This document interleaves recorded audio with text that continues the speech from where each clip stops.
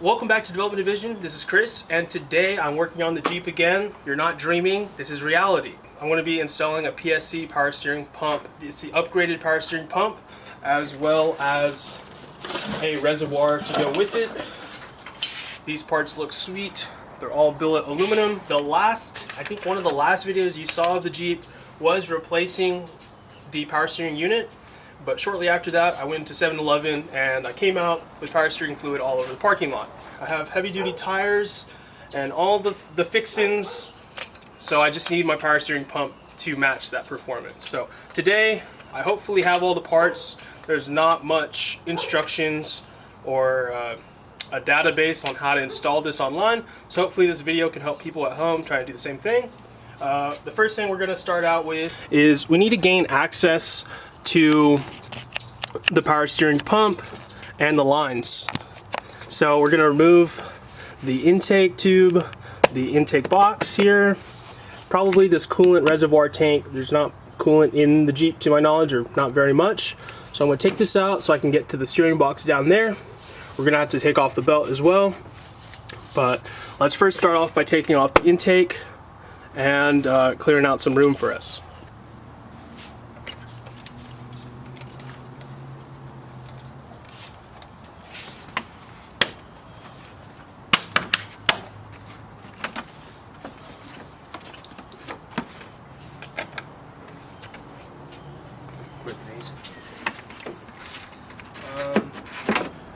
I think that just pulls straight up and out.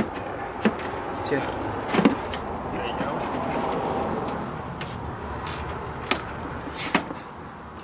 Yeah, that way I don't have to.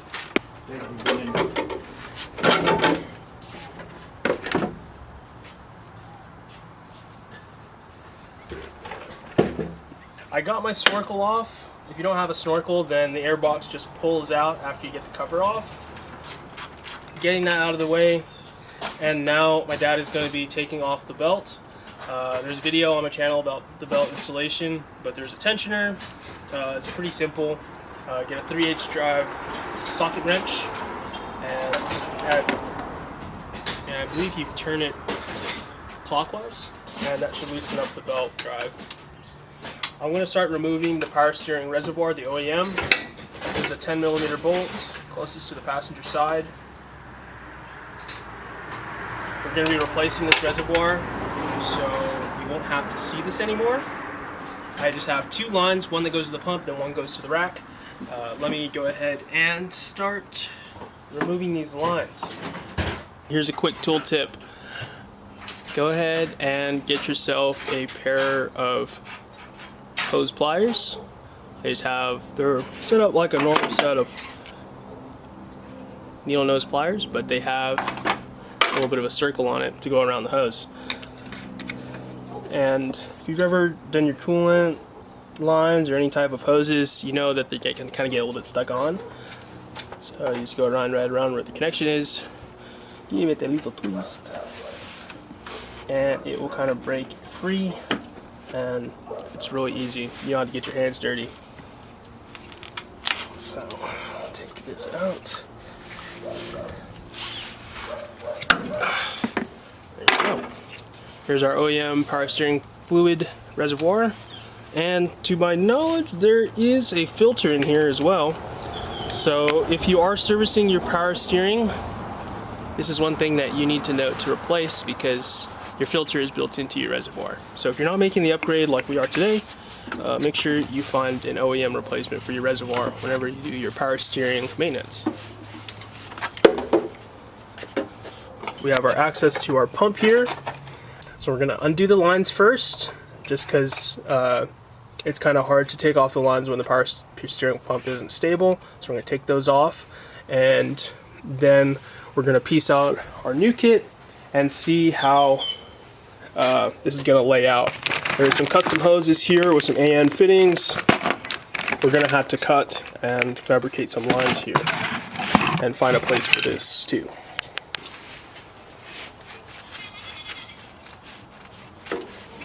Alright, so watch out. Okay, so you can take off the hose that goes to the reservoir with just some Needlenose pliers. Take that loose line off. Now you have a high pressure line This is a 5/8 box end wrench. My elbow. Okay, so that is, looks like it should be coming out. So that's loose.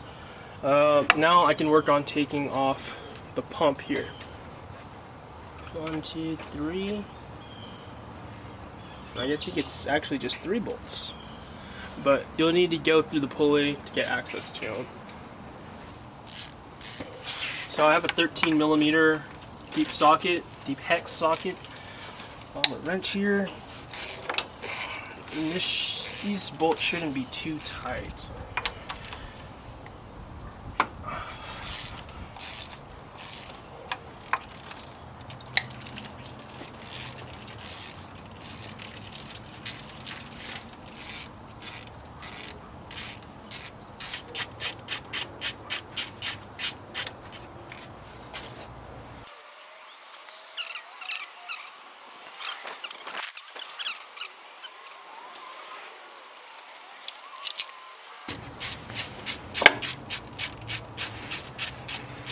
Okay, surely that should, okay.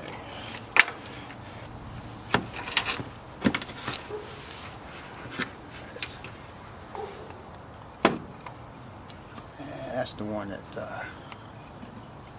This came off. Yeah, I wasn't sure about opening the other pump. Yeah, screws in. Yeah. Well, there you go. That's the old unit coming out.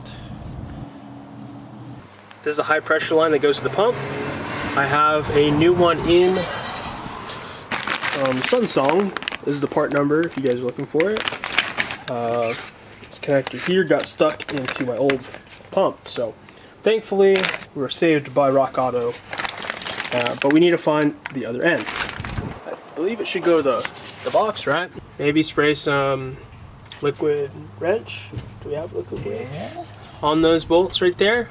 These should be pretty stubborn, I imagine. I've never taken these off before. I've never dared to do any.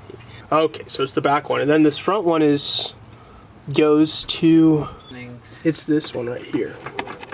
It's the one that goes to the reservoir. So, I don't know if we disconnect that one yet, because I don't know if I have a replacement for this one. Yeah. But this one we could take out, or try to attempt to.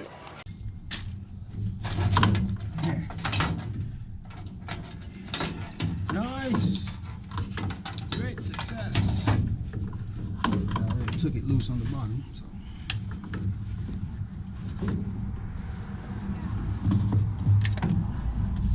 Alright.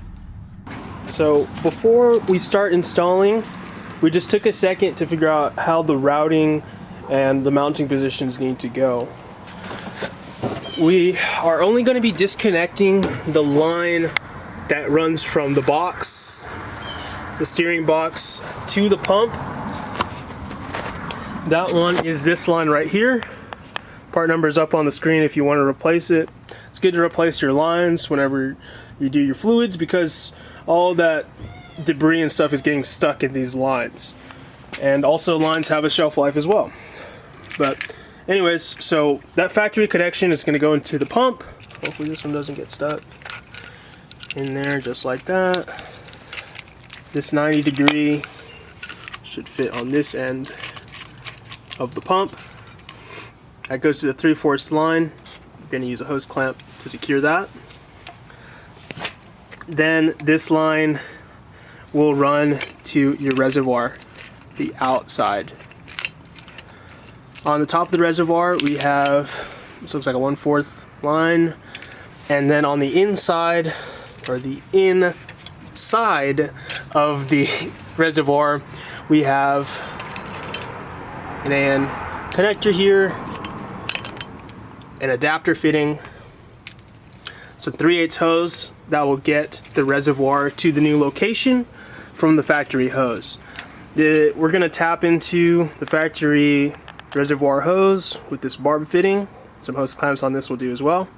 And this should be just enough hose to get us to our new mounting position for the reservoir. So we have our power steering reservoir here. We have our fittings. These come with O-rings on them.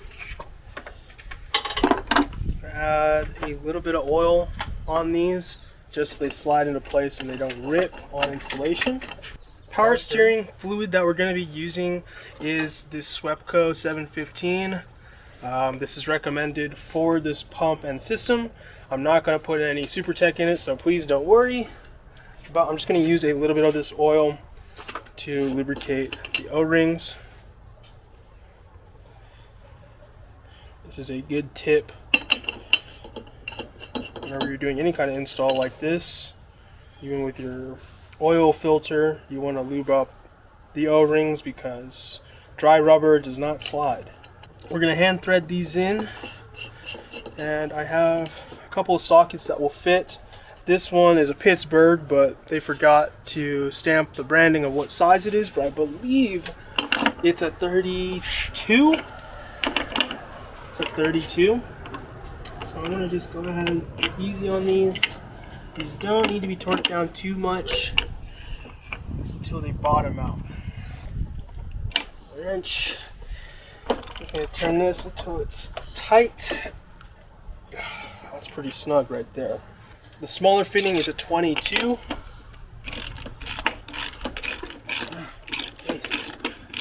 Once in, they ain't coming out. You have to cut them off. We got the fittings in here. We have two more fittings that need to go on, but these go on to the hoses themselves. So my dad is working on getting these hoses to fit together. Now we have our 3/4 hose here. We're going to hook one end up to the 90-degree fitting. Put a little bit of the lubricant on there to help him slide it on. Slide it all the way up to the collar there. To the collar. Make a couple of turns to make sure it's booted up good.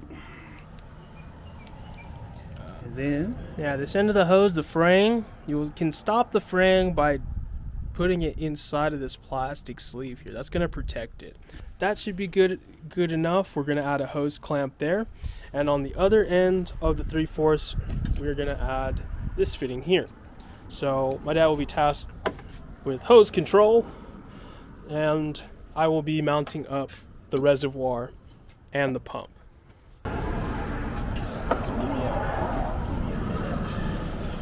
Put the O-ring on the hose just like so, and I'm going to thread this in.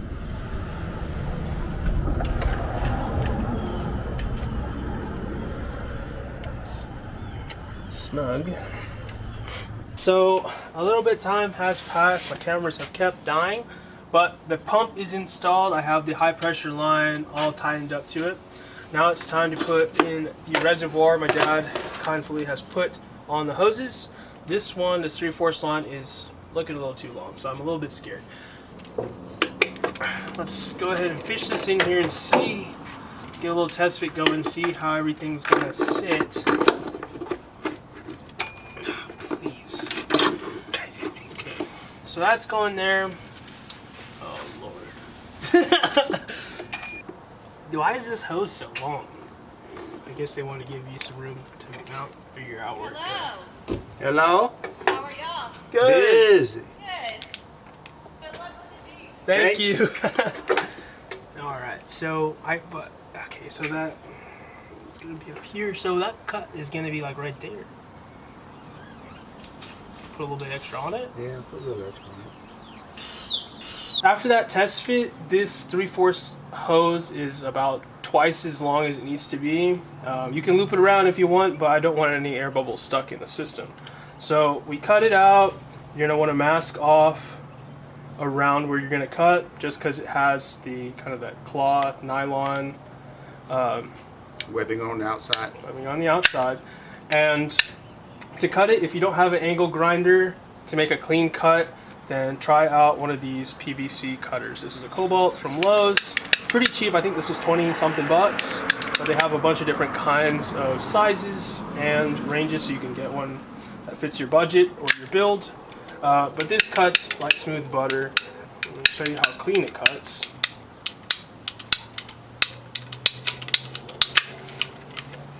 So Voila.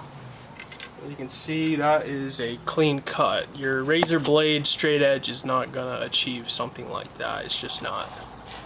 Now that we have this hose cut down, we're gonna put the fitting on the shortened hose, and we should be able to install everything. All right, try number 27. We're gonna route this. You know what? I don't want to make a pain for myself later, so I'm just gonna intertwine it through my heater hose lines.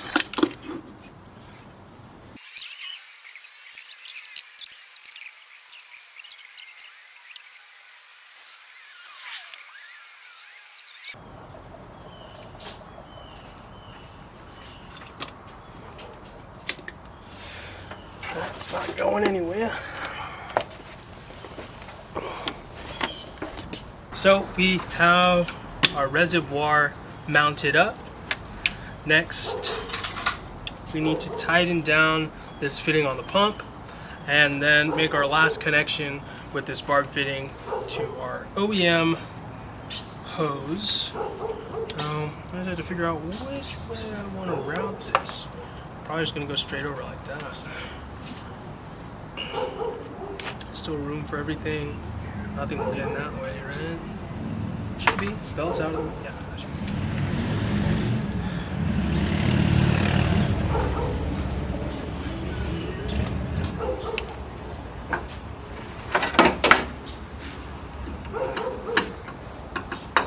Probably should be upgrading to a hose clamp. We'll see. We'll see if that Throw it out. I don't know. It's kind of nice though. I don't have the reservoir in the way, so my winch wiring can actually sit nice. This will just have to kind of not hit that. Yeah. It's okay. All right. It's all right. You can always zip it to here later on. Yeah. Let's look at my heater hose lines. Right on top of the manifold. That's gonna have to. I think these are all gonna have to. Yeah, pull them off. I believe this is a idler pulley. That should go in there right. Bigger. Just like that. Yeah. So, standard issue idler pulley. The bolt on the Jeep, I believe, is a 13. That's a 13. Okay. Being you to it.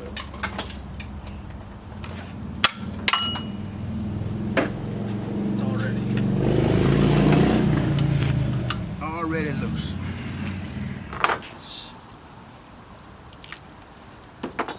Oh yeah, that'll work. There we go. The torque spec for an idler pulley is like 35 to 45 foot-pounds. So don't go crazy with this. You're gonna need to replace it at some point. Don't screw yourself. We also have a new belt. This is the part number 4060885. This should come with the kit if you get it from PSC. Good to go. So kind of scary. Nice. Hot damn. Yeah, so there is a ton of air in the system here because there was no fluid in the system that has to be ran for a while. So my dad is just cycling the wheel back and forth. I'm keeping an eye on the reservoir, letting all those bubbles come up to the top. And once we have no more bubbles and the steering kind of smooths out just a little bit more, then we'll take it for a test drive.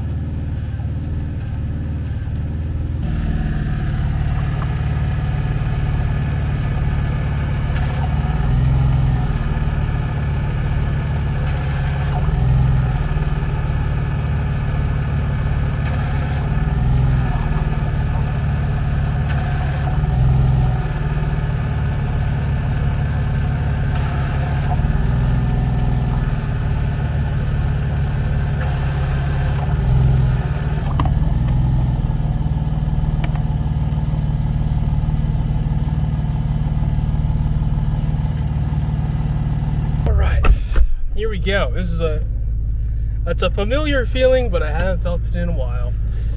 This is quite nice. It's nice to be back. I hope everybody is enjoying this moment as much as I am. The steering, oh dude, that is better than OEM. This is, you know, one to two fingers to get this thing to go. Yeah, that's way better than stock. That's up to you. Well, hello. All right, let's embark.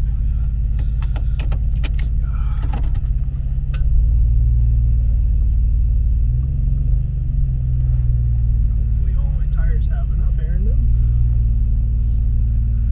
Oh, dude, this is crazy. This is weird. I don't see any dripping Nope. driveway yet. All right.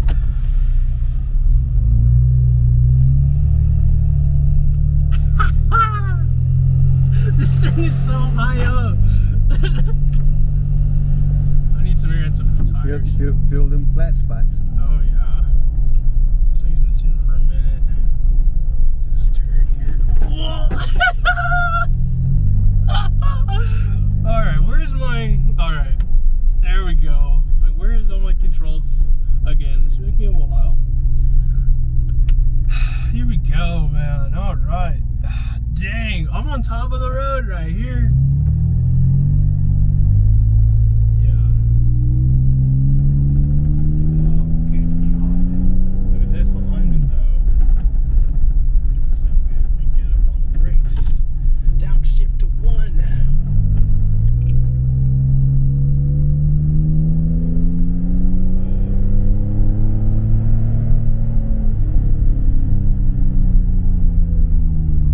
This thing turns really nice, like, there's a 400 coming up.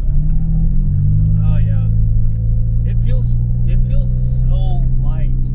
It feels like a modern car, a modern day car. The Civic has a little bit more road feedback than this. Yeah, you get your tire pressure lined up right. We'll be okay. We might be cruising for a little bit. Yeah, okay. This thing does not go fast. I forgot about how slow this thing is. Oh my goodness. Well, thank you guys for watching the video. This has been your boy Chris and my dad. Do you want to sign off, Dad? Sign it off. All right. Mr. Ed is out. The engine is smoking, so we need to go and tend to that. So thank you guys for enjoying the video. I'm glad the Jeep is back. There'll be some more videos soon, and I'll see you guys in the next one. Peace.